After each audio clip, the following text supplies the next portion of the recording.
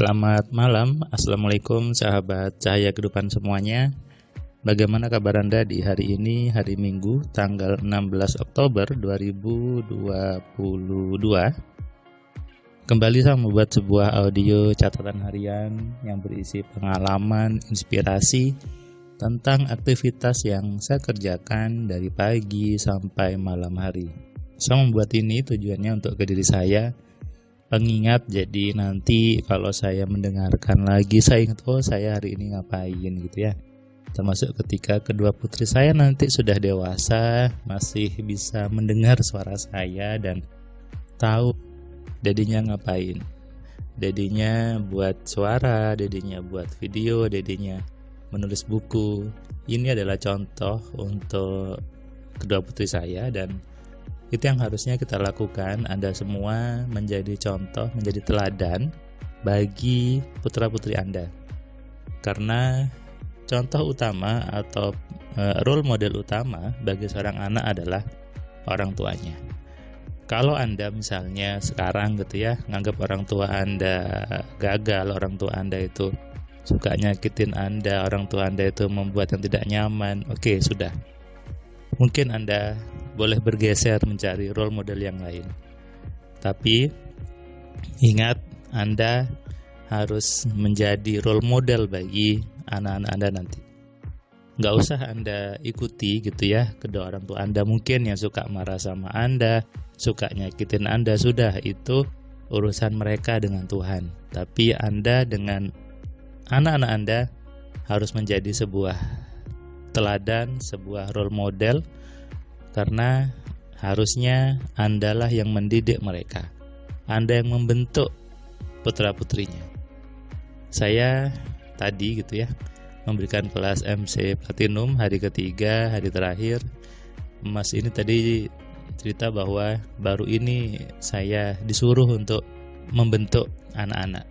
Baru ini saya disuruh menuliskan impian tentang anak-anak saya. Selama ini gak pernah ada yang nyuruh seperti itu, Mas. Sebagian buku nyuruh biarkan anak-anakmu terbentuk dengan sendirinya. Tapi di Platinum Mas Firman nyuruh untuk membentuk anak-anak. Dan ini buat saya terharu. Anda mungkin juga termakan doktrin bahwa biarkan anak-anakmu membentuk hidupnya sendiri. Biarkan anak-anakmu menemukan jalannya sendiri. Ini sebuah doktrin yang keliru.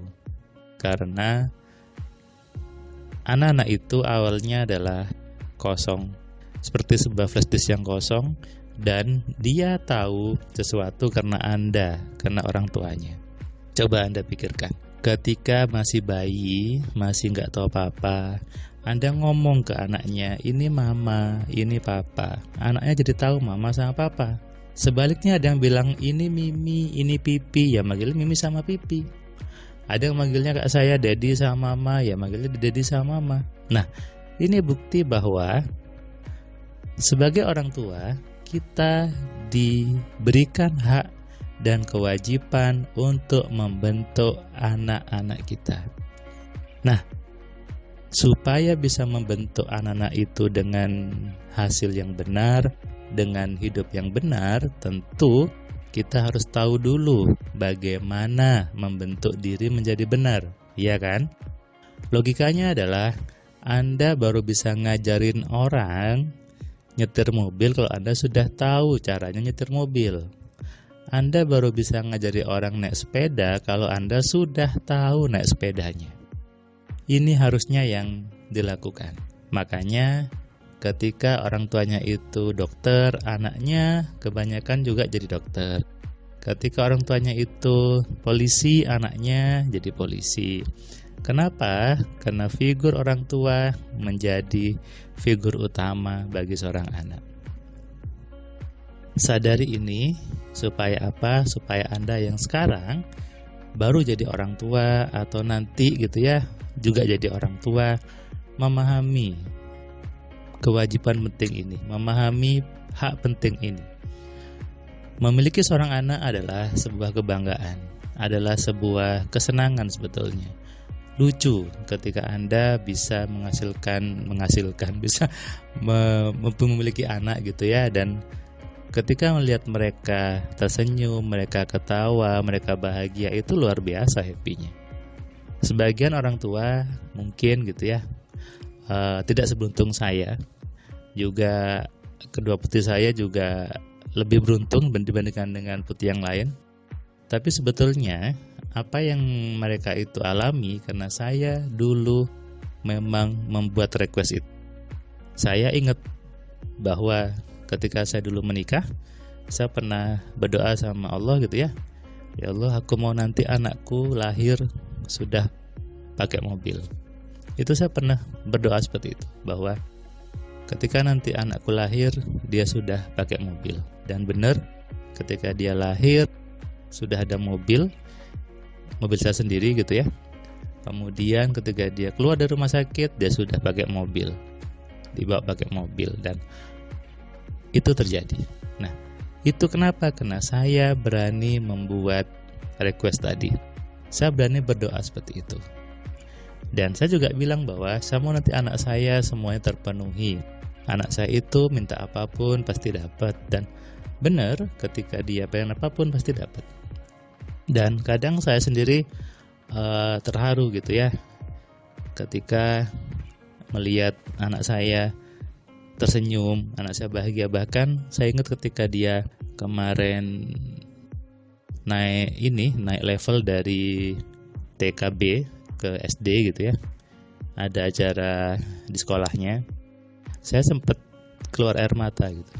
Saya terharu karena bersyukur Allah sudah ngasih saya potensi, ngasih saya luar biasa, membuat anak saya bisa masuk di sekolah yang ya luar biasa sekolahnya gitu ya. Dan itu buat saya terharu. Nah, ini yang harusnya ditanamkan kepada Anda sebagai orang tua. Jangan melihat saya kan tidak punya apa-apa, ya anak saya harus ikut saya, harus nurut. Saya kan gajinya sekian, ya anak-anak harus menyesuaikan. Nah, ini konsep yang salah sebetulnya. Ya, konsep yang salah. Kenapa? Anak-anak punya pikiran. Anda punya pikiran, istrinya punya pikiran. Kalau Anda punya anak 2, berarti ada 4 kekuatan pikiran yang Allah kasih. Ada 4. Kalau 4 ini semuanya selaras, semuanya sinkron, apa yang tidak mungkin? Apa yang jadi penghalang? Kenapa? Ada 4 kekuatan sebetulnya yang menjadikan keluarga itu tidak bahagia, tidak kaya, karena ada kepala-kepala yang isinya miskin. Kepala keluarganya penuh ketakutan untuk berdoa sama Tuhannya. Kepala keluarganya atau suaminya atau ayahnya ngajarin yang membatasi kepada anak-anaknya. Mendidik ke anaknya yang mungkin kelihatannya benar, tapi membatasi impian di kepalanya. Anaknya pengen sekolah di sana, ditolak. Anaknya pengen mainan yang bagus, ditolak. Tanpa sadar, Anda membatasi impian anak Anda. Padahal anak Anda punya kepala sendiri, punya pikiran sendiri. Artinya apa? Anak Anda punya jalur rezeki sendiri sebetulnya. Tapi ketika Anda sebagai orang tua membatasi itu, otomatis Anda membatasi jalan rezeki anak Anda. Coba Anda pikirkan, betapa Anda, saya bilang sadis gitu ya, Anda membatasi jalan rezeki anak Anda sendiri. Allah sudah memberikan anak Anda kebebasan, memberikan anak Anda jalan rezekinya. Ketika anak Anda pengen sekolah di tempat yang bagus, pengen baju yang bagus, Anda larang.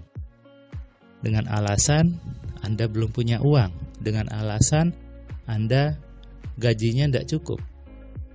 Itu Anda sedang mengkerdilkan impian anak Anda.